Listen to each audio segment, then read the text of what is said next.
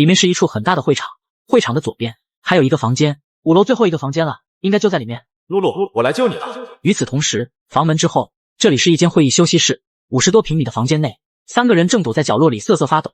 吴老师，咱们躲在这里真的安全吗？放心，露露，有我在，你不会有事。我说吴英俊，露露啊，知道你俩师生恋，单身宿舍都快变成你们2个的炮房了，整天炮火连天的，但这个时候就别腻歪了吧，赶紧想想办法，怎么才能逃出去？李阳，小毛孩，你懂个屁！现在这栋楼里到处都是丧尸，只有这里是最安全的。我们的最优选择就是待在这里，等待救援。这里有水，我们可以坚持很久。如果没有人来救我们呢？如果这是世界末日了呢？世界末日？你是不是灾难片、丧尸片看多了？万一呢？万一真的世界末日，我们该怎么办？在这里等死？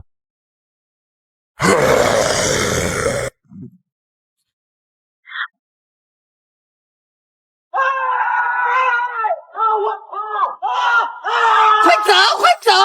吴英俊拉着露露就朝房间另一侧跑，最后2人缩在了门口的角落里。他们已经无路可走，门外是丧尸群，他们不能开门，但房间里又有只恐怖的怪物，进退两难。吴老师，我害怕。不怕，我会保护你的。等会那个怪物过来，就先把露露给推过去，或许这怪物吃饱了就不吃我们的。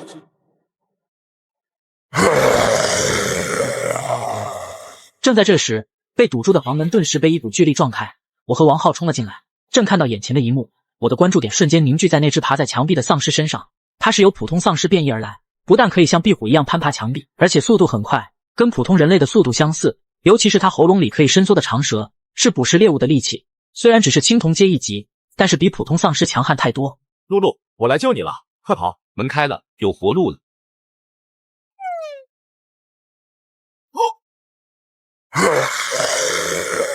耗子，关门！这玩意太猛了，咱们走。此刻，先逃走的吴英俊和露露已经跑到了下一道门口。我勒个擦！这玩意真狠，快跑！愣什么？快锁门！怪物追上来了。可是他们……可是个屁！什么时候了还管别人？自己活命要紧。露露，你干什么？快开门！隔着玻璃，露露看着王浩被变异的丧尸追逐，心中反而释然了许多。4年来，都是王浩打工赚钱，供自己上大学，日常开销。但是他毕竟只是一个地位卑贱的修车工，下等人，跟着他能有什么出息？而吴英俊不一样，他才是上层社会的精英人士，跟着他才能穿名牌衣服，背名牌包，坐在跑车里吹空调。现在只要王浩死了，就再也没有人知道自己跟王浩的关系。露露，开门啊！耗子，很显然他已经做出自己的选择了，你现在应该明白我对你说过的话了吧？有些人他根本不是人。耗子，现在不是伤胆的时候，还有个小宝贝等着我们解决。范哥，我明白了，现在怎么搞？等会咱们这样。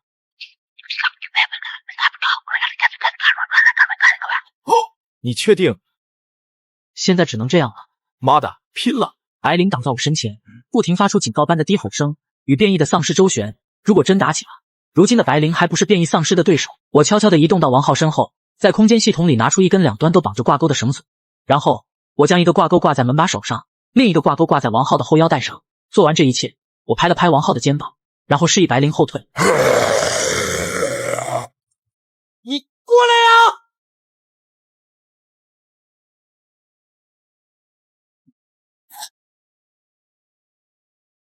就是现在，白灵，过来！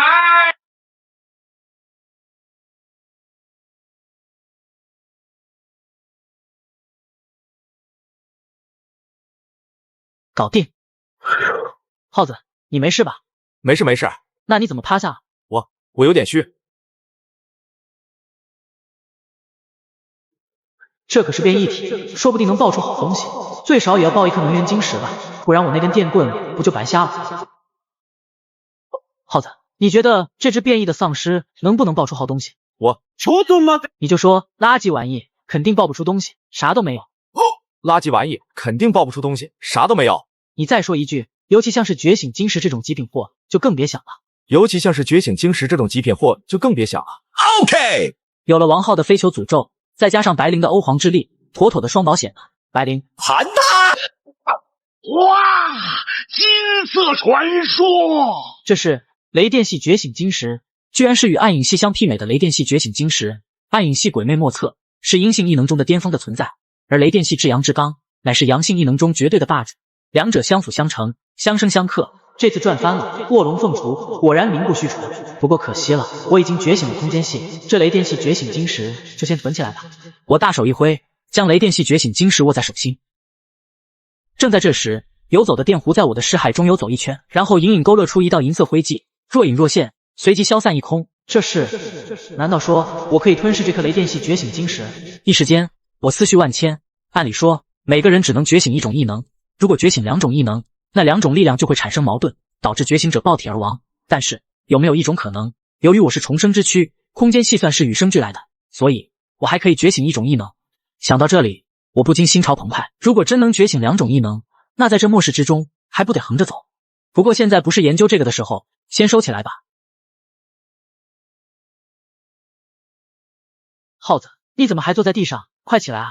我也不想，这不是腿有点软吗？与此同时，房门另一侧，露露透过玻璃看到了我和王浩相互配合斩杀怪物的情景，他心中惊骇不已。露露，快走了，磨蹭什么呢？话音刚落，一阵悉悉索索的声音从楼道远处传来，越来越近。吴英俊心中疑惑，凝神朝远处的楼道看去，只见地板上有个小东西在爬，像是个婴儿。紧接着，后面又出现了一个、两个，一大群婴儿丧尸如潮水般从楼道里涌来。他们磨着满嘴尖牙，眼睛空洞，僵硬的脸上表情诡异。正要逃走的吴英俊和露露顿时吓得毛骨悚然，只能往回逃。我在无影脚！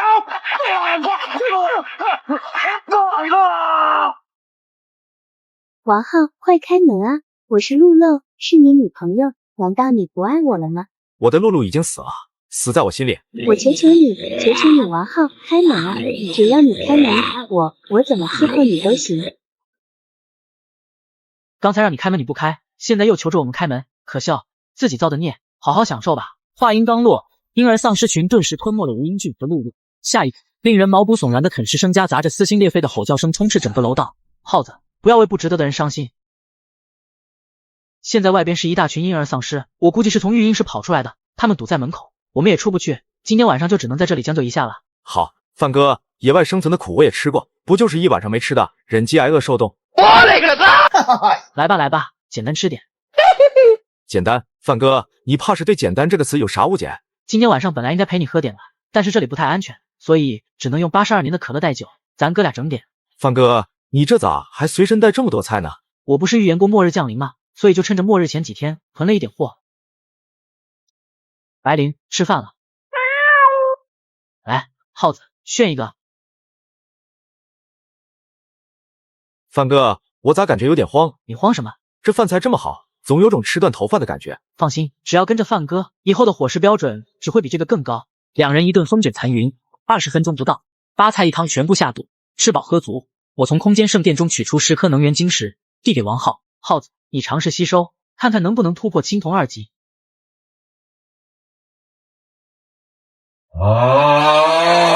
我又拿出10颗能源晶石，放进猫盆子里。白灵，这是你的。我操！你们睡床，让我睡沙发。哎，那我只能委屈一下，睡这个了。我跃上床，盘膝而坐，掌心浮现出雷电系觉醒晶石。我要尝试吞噬雷电系晶石，觉醒出自己的第2系异能雷电系。我深吸一口气，直接将雷电系觉醒晶石吞入腹中。狂暴的雷电能量骤然涌入我的四肢百骸，锤炼着每一寸肌肤，每一处肌肉，每一个内部。而此时我的眉心处，幽蓝色空间灰烬与银色雷电灰烬交相辉映，熠熠生辉。我猛然睁开双目，瞳孔中似有银色电弧跃动，散出毁灭气息。成了，第2系异能雷电系。我心中大喜，从床上一跃而下，挥动双拳，感觉自己的力量增加了2、3倍，而且自带风雷之声。雷电系果然强悍。不过潜意识的时候，我从未听过存在双系觉醒者，就算是顶尖强者，也仅有一种异能，所以自己对外只展现一种异能比较好，否则容易招人觊觎。思来想去，我还是决定隐藏空间系，展现雷电系，因为自己的空间系似乎跟普通人的空间系不太一样。普通的空间系只有1层空间大殿，但自己的空间圣殿却有9层，2层至9层究竟有什么，谁也不知道。而且圣殿空间里还有自己囤的百亿物资，那肯定是不能让外人知道的。所以空间系才是自己最大的秘密。如此一来，展现雷电系才是最明智的选择。下面就是要吸收能源晶石，尽快提升自己的战斗力。我将剩余的能源晶石全部拿出，数了数，还剩25颗，差不多应该够了。我在床上盘膝而坐，然后将12颗能源晶石握在掌心，心念微动，能源晶石缓缓化为一道精纯能量涌入我的体内，然后朝识海中的银色雷电灰烬汇聚而去。雷电系适合战斗，所以我选择优先升级雷电系异能。在吸收了12颗能源晶石后，雷电灰烬骤然一闪，终于提升到了青铜2级。我紧握右拳，一阵爆豆般的声音响起，一拳砸出，电弧环绕，力道十足。虽然这一拳下去没有高压电棍那么猛，但是电翻一只青铜1级的普通丧尸还是绰绰有余的。现在就算不用电棍，我也有了自保的能力。下面就是升级空间系了。我深吸口气，握住1颗能源晶石，开始吸收。此刻已经吸收完毕10颗能源晶石，突破到了青铜2级的白灵睡在我身上。白灵，起床了。范哥，早啊！早，起床刷牙洗脸了。范哥，你是机器猫吗？咋啥都有？就是囤了点物资。耗子，有件事我必须跟你说一声。啥事？你说。从今天开始，空间系的秘密不能让第3个人知道。对外，我会展现雷电系的异能。第3个人？那白灵呢？白灵又不是人。哦，对哦，白灵也要保密。对了，你昨晚吸收了几颗能源晶石？突破了吗？吸收了9颗，突破到了青铜阶2级。王浩吸收了9颗能源晶石，突破到2级。白灵吸收了10颗能源晶石，突破到2级。我的雷电系异能吸收了12颗能源晶石才突破到2级，而空间系更夸张，吸收了13颗能源晶石才半保状态。果然，异能的品质越高，每提升1级所需的能量也就越多。从今天开始必须要疯狂囤货，疯狂囤能源晶石。耗子，那你提升到2级之后，身体有没有什么变化？我感觉皮更厚了，而且可以简单的控土。说着，王浩心念微动，地上的泥土瞬间在他的脚缓缓滑了上来，在王浩的身体表面覆盖上一层坚硬的护盾。这个是土系异能的初级技能，叫厚土壁垒，防御力惊人。你现在这护盾还只是雏形，防御力稍弱，不过应该能抵御普通1级丧尸的撕咬。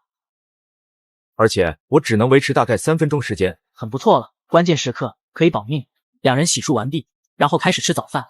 我先拿出电饭锅，然后将清洗好的大米、红豆、枸杞、桂圆、莲子放入锅里，再倒入适量纯净水，开始煮粥。我再拿出电饼铛，倒上高级橄榄油，待橄榄油温热，打入1颗鸡蛋。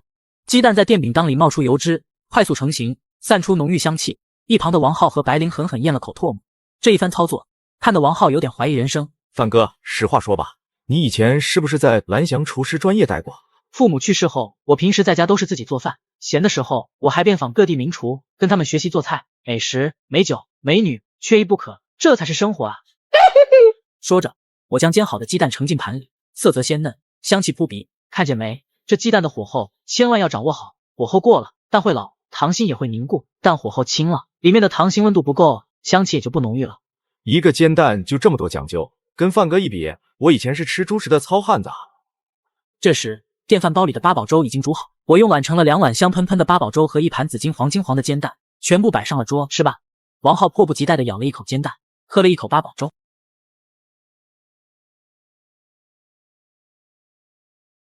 这也太好吃了吧！原来末日的生活也可以这么滋润啊！两人一猫吃完早饭，我来到门口，透过玻璃朝外面走廊看去。楼道里静悄悄的，婴儿丧尸已经不见了踪影。接着再把床、家具都收进圣殿空间。耗子，外面已经安全了，收拾一下，咱们出去。范哥，咱们去哪儿？这次既然已经出来了，就顺道把附近的几个仓库给端了吧，补充一点物资。两人收拾妥当，打开门，朝楼下走去。路上没有碰到一只丧尸，顺利的来到1楼大厅。此刻大厅门口依然有几只丧尸在游荡，必须尽快干掉他们，否则他们会引来更多的丧尸，那样我们就出不去了。王浩立即行动，把堵在门口的长椅搬开。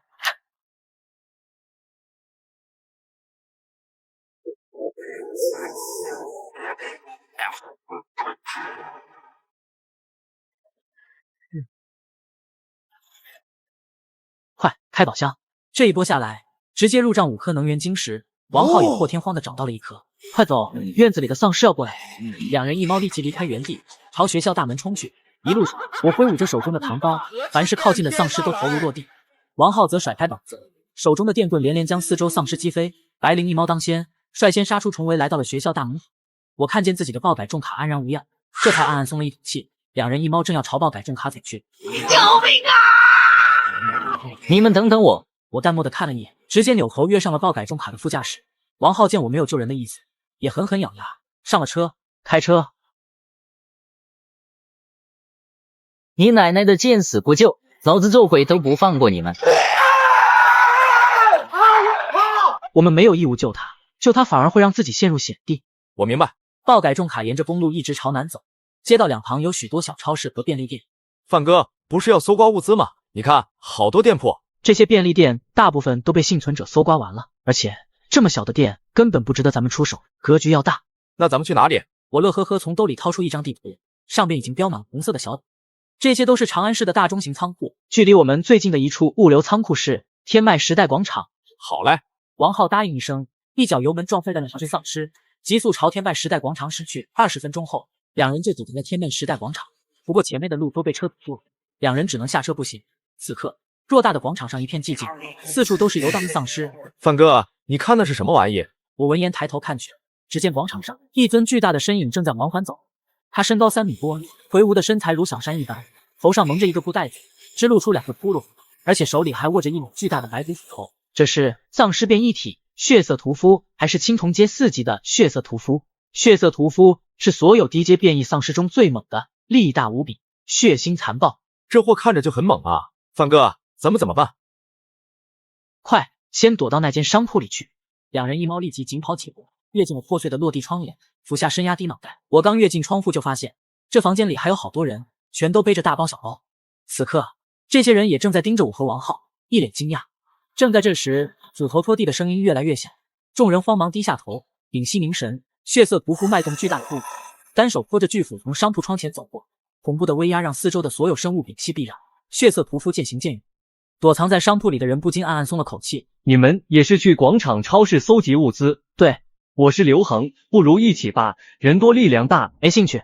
刘哥，他们给脸不要脸，让他们自生自灭去吧。那你们先请。我没有理会，直接带着王浩和白灵跃出窗框，一路朝商场摸索过去。刘哥，他们不跟我们合作，为什么你还要让他们先去搜索物资？广场里有很多丧尸，让他们先去给我们探探路。再说了，他们只有2个人，连包都没有，能拿多少物资？刘哥英明。与此同时，我和王浩一边利用街上的轿车遮挡身形，一边朝商场大门跑。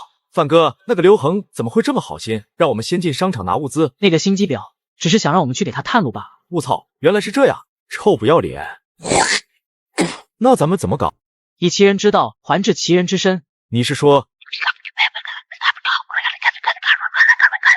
明白。破败的商铺里，距离我和王浩2人出发已经过了10分钟，时间差不多了，咱们走。一声令下，身后的人背着背包，拿着钢管、斧头、铁锹等工具，跟着刘恒翻过橱窗，朝商场走去。此刻，商场大门口的广场上，上百只丧尸在漫无目的的游荡。虽然数目不少，但广场的面积大，所以丧尸的密度并不大。丧尸果然少了一些，那2人也不知道死了没有，死了最好，少点竞争者。大家准备好，跟我冲过去。王霞、周明跟在我身后。刘恒拿着一柄消防斧，每次抡起都有一只丧尸倒在血泊里，他的力量几乎相当于2、3个成年男子的力气。王霞拿着一根铁棍，棍子上居然附着着赤色火焰，一棍子下去虽然打死了一只丧尸，但是却非一员丧尸。周明纯粹是战斗技巧熟练，像是练过散打，手里的棒球蹦舞虎虎生风。刘恒3人算是末世中的幸运，才末世的第2天便在机缘巧合下才发现了丧尸脑袋里的觉醒晶石。刘恒觉醒了力量系，王霞觉醒了火系，而周明不敢吞觉醒晶石，所以错过了觉醒的机会。此刻，广场上的丧尸几乎都朝他们围了过来，导致广场边缘已经出现了真空地带。你看，刘恒肯定是个身体型觉醒者，不然力气不会这么大。那个戴棒球帽的女人应该是觉醒了火系异能，其他人应该都是普通人。这2人不是应该早就进商场去吸引丧尸了吗？怎么还在这里？刚才我们去撒了泡尿，没想到你们就赶在前头了，辛苦辛苦，这些丧尸就交给你们了。该死！刘恒狠狠咬牙，没想到自己反被摆了一道。王霞、周明突围。话音刚落，3个人瞬间脱离了人群队伍，相互配合着朝商场大门冲去。刘恒大哥，等等我们，不要丢下我们！很快，这些人被涌来的丧尸群包围，成为了自助餐。刘恒3人顺利抵达商场，还好有这些蠢货帮我们吸引丧尸，这个方法真是屡试不爽。不过刚才那2人似乎不太好对付，尤其是那只白猫，怕什么？咱们有2个超能力者，等会如果遇见了，直接弄死他们。而且这商场里的丧尸可不比外边少。走，去超市。此刻，我和王浩已经来到了地下超市，内部面积很大，货柜上的商品琳琅满目，还没有人来搜刮过。耗子、白灵分头行动。好嘞。丧尸暂时被白灵和王浩引开，我来到货架前，开始往空间圣殿里搬物资。我所到之处，原本满满堂堂的货架瞬间被清空，比王浩舔的盘子还干净。很快，日常用品区、零食区、水果蔬菜区等等都被我搜刮一空。此刻，只剩下了肉类食品区幸存。正当白灵要窜进肉类食品区遛丧尸的时候，突然停下了猫爪，侧耳倾听。作为一只猫科动物，白灵的听觉十分敏锐。我见状也心中一动，仔细听。我朝王浩做了个手势，让他在原地等候。然后自己轻手轻脚地顺着声音走去，声音越来越大。我转过一个装满牛肉的冷柜，探头看去，只见冷柜后方有一头大狗，浑身血肉腐烂，露出森森白软，正在啃食着一只丧尸。我忍着反胃的冲动，缓缓退了回来。这玩意少说也是一头青铜2级的变异丧尸犬，不知道吃了多少丧尸，浑身杀意腾腾，一看就不好招惹。范哥，怎么回事？变异丧尸犬2级的，我去，这怎么整？要不咱们溜？到手的肉不囤，天理难容啊！走，咱们先退出去。随即2人一猫退出了肉类食品区，来到了过道里。我从过道口朝内部看去，正好可以看到里面的肉类食品区。来，咱们往后站。这个位置看不到里面的肉类食品区。正在这时，一阵脚步声传来，我扭头一看，是刘恒3人赶到了。我去，什么情况？不对啊，物资怎么全都不见了？这个超市应该没有人搜刮过啊？难道是超市倒闭清货了？妈的，白费这么大劲！这时，刘恒突然发现了过道里的我和王浩。走，过去看看。3人立即朝我和王浩这里走来。终于来了，刘恒3人停在距离我10米之外，正好是安全距离。而这个位置正好可以看到里面的肉类食品区。这一切都是我设计好的。你们也来了，看看吧，白来一趟，连根毛都没有。没有，我怎么感觉是被你们拿走了？你在这里搞笑呢？我们连包都没有，怎么拿？说的也是，这么多东西都没了，背包都没有，怎么装物资？正在这时，王霞扭头朝超市内部看去，正好看到了肉类食品区的冷柜上还有琳琅满目的肉食品。呵呵，这俩倒霉货居然没看到，活该饿死。白跑一趟，我们打算走了。站住！怎么了？你们从那边出。对，你们从后门出去。为啥？因为前门好多丧尸，你们出不去。原来如此，大鱼上钩。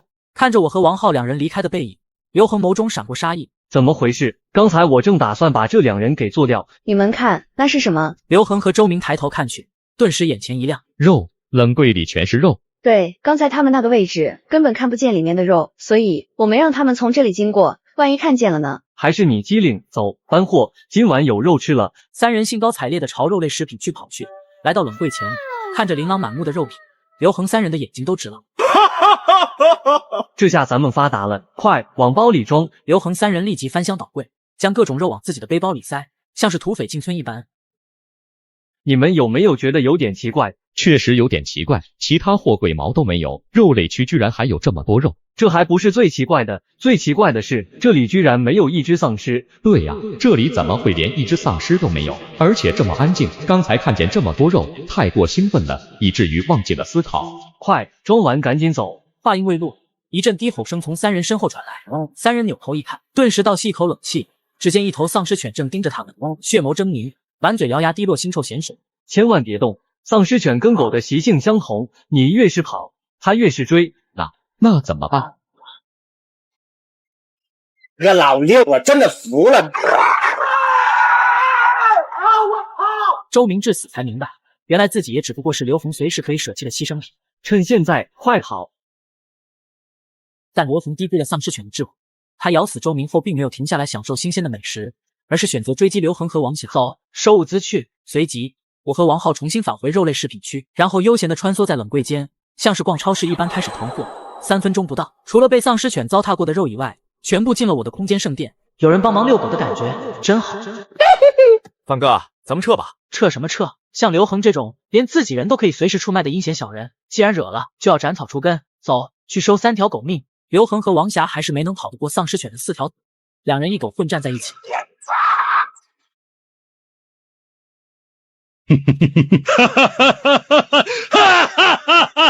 看来丧尸犬也就这样，不过是条个头大点的狗。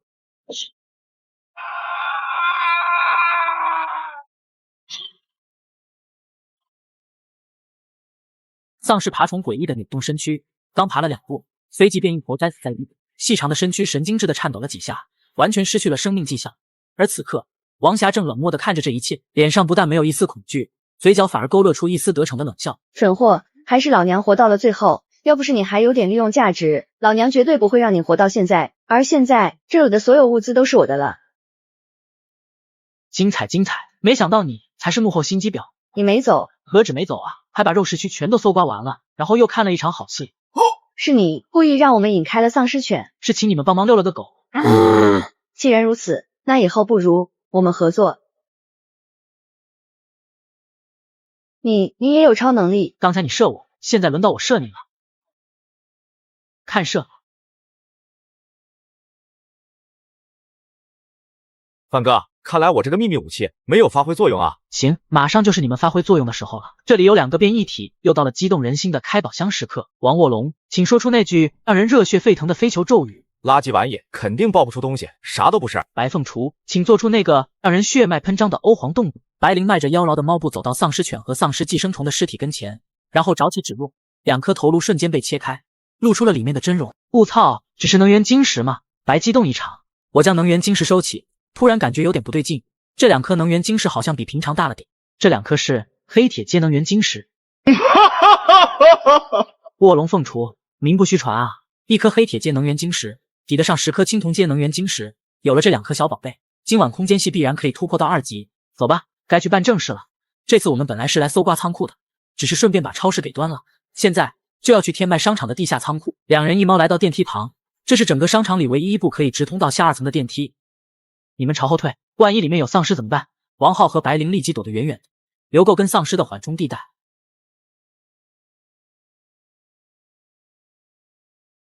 我长长舒了口气，真是自己吓唬自己。2人一猫坐上电梯，然后下到了地下2层。刚走出电梯，对面就是一扇仓库大门，大门口的地面上躺着一具中年男人的尸体，浑身蜷缩在一起，像是很冷的样子。这人是怎么死的？地下2层根本照不到子日的光线，而且这里好像也没有丧尸吧？我踢了踢中年男子的尸体，已经僵硬了，而且像是在踢一根人形冰棍，脚都有点冰凉，有蹊跷。白灵，你留在门口，注意警惕。我伸手推开了门，居然没锁。来到了仓库里面，我和王浩抬头看去，整个仓库的面积很大，堆满了各种物资，码得整整齐齐。范哥，这次咱们发达了。格局放大点行不行？整得跟咱没见过世面一样。我开启空间圣地，20吨面粉收入囊中，30吨大米原地消失，1000箱可乐凭空不见。正当我要将剩下的可乐收入空间圣殿之时，一道身影突然窜了过来，吓老子一跳！什么玩意那是？只见一只灰色剑银层肥老鼠直立起来，它身体足球那么大，肚子吃得圆鼓鼓的，一身毛发油光水滑。我去，现在的老鼠都这么肥这么大只了吗？应该是只觉醒老鼠。你说个毛线，老子不懂外语。你的意思是说让我把可乐还给你？那我要是不还呢？肥老鼠气鼓鼓的瞪了我一眼，然后蹲在地上，用树枝在地上画着什么。画圈圈是什么意思啊？我操，好肥的老鼠啊，都够炒一盘了。肥老鼠见王浩走来，开始在地上画第2个圈圈。呵呵，老鼠还会画鸭蛋，有点意思。耗子，你这是怎么了？范哥，我感觉头晕耳鸣鼻塞，感冒了？这么突然的吗？没事，哥这里有很多感冒药和抗生素，你先吃点。我操，我也感冒了。我和王浩对视一眼，看到了对方眼中的惊讶。突然，我想到了门口躺着的中年男子，他也是蜷缩在地上，浑身冰冷。再想想自己和王浩的症状，好像很相似。等等，难道是？我猛然盯向地上的肥老鼠。此刻，肥老鼠还在地上画着圈圈，一边画圈圈，一边嘴里还骂骂咧咧。我去，耗子，咱们这是被诅咒了。这肥老鼠觉醒了诅咒系，诅咒系是超能型异能中最让人闻风丧胆的异能种类。不过，诅咒系的技能是有范围限制的，随着觉醒者等级的提升，诅咒的范围也不断提升，诅咒的效果也不断提升。此刻，这只肥老鼠应该是在青铜2级，所以它的诅咒效果也不过是让人发寒感冒，而且技能的覆盖效果只有3米。想到这里，我和王浩立即后撤，2人撤出3米之外后，身上的恶寒果然渐渐消退。这肥老鼠也太阴了，居然是诅咒系，有点意思。耗子，跟哥一起上，抓住这只肥耗子。耗子抓耗子？废话什么呢？赶紧的！2人立即开始抓捕行动，一人堵住前面，另一人绕到肥老鼠后方，然后同时扑出。肥老鼠身躯一闪就窜上了货架，完美躲过2人的夹击。我和王浩一阵子折腾，追着肥老鼠满仓库的跑。然而，肥老鼠像是一颗圆球般在仓库里辗转腾挪，速度奇快。5分钟后，两人累得气喘吁吁，大口大口喘着粗气。这时，肥老鼠站在货架上，朝我们两人发出嘲笑声：“范哥，不行啊，这肥老鼠它是个灵活的胖子，咱们抓不住啊！”我差点忘了，白灵不是在呢吗？咱们来抓什么耗子？真是狗拿耗子多管。白灵，进来。话音刚落，一道黑影如烟雾般窜了进来，停在了我身边。去，把那只肥老鼠给我抓住！肥老鼠见到白灵，瞬间怂了，2颗小眼珠里闪过恐惧之色，扭头就跑。哎，千万不要伤了它！话音未落，白灵嘴角叼着肥老鼠的后脖梗，迈着妖娆的猫步朝我走来。听着，现在给你2个选择：第一，被白灵吃掉，开膛破肚；第二，跟我混，以后天天都有可乐喝，你选吧。这就对了吗？你这么肥，以后就叫你肥仔吧。好，咱们出发，去下一个点。我将剩余的物资全部搬空，这一趟下来，空间圣殿里的物资又增加了上百吨，最主要的是收获了肥仔，这以后可是打家劫舍、狗逐阴人的必备利器啊！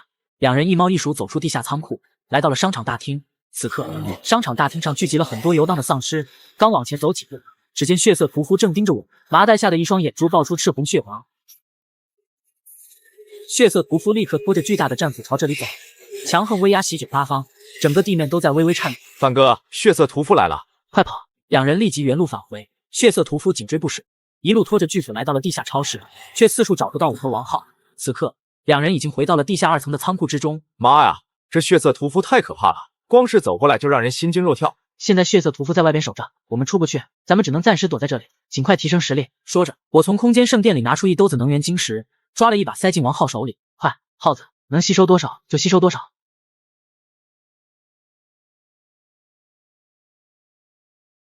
我来到仓库另一边，盘膝而坐，将一兜子能源晶石放在面前。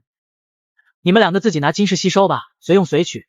白灵点点小脑袋，抓起一颗能源晶石开始吸收，眉心暗影，灰迹若隐若现。肥仔也用2个小爪子抱住一颗能源晶石，闭着眼睛开始吸收，四周环绕丝丝缕缕的灰雾，诡异蠕动。我拿出了一枚黑铁阶能源晶石，开始吸收。这枚黑铁阶能源晶石抵得上10颗青铜阶能源晶石，有了它，必然能将空间系突破到2级。狂暴能量瞬间游走我的4肢板来，急速朝空间系灰烬滚滚涌去。我沉浸在玄奥的感觉中，时间飞速流逝。1个小时后，空间灰烬骤然一闪，发出夺目光辉。与此同时，空间圣殿发出轰鸣巨响，出现了一级通往第2层的阶梯。只要阶梯级数达到时，我就可以拾阶而上，进入空间圣殿第2层。我低头一看，手里的能源晶石已经成了灰白色，能源消耗接近2/3。空间系这么能吃的吗？这样粗略的计算下来，光是空间系提升到2级，就消耗了大约20枚青铜阶能源晶石。我深吸口气，识海中的空间灰烬光影一闪，浮现出一个空间技能，这是空间跳跃。我心中大喜，无论战斗还是苟命，空间跳跃都是绝对的神技啊！空间跳跃俗称闪现，可以瞬间移动到另一个空间坐标位置，而瞬移的距离跟自身等级相关，等级越高，瞬移的距离越长。空间系已经提升到了2级，剩下的能源晶石应该还够雷电系提升到3级。想到这里，我看向装能源晶石的小皮兜，我操，怎么空了？一旁的白灵和肥仔都贼兮兮的盯着自己，然后朝我伸出了自己的小爪子。没了，我真的没有了，这俩吃货也太费晶石了吧！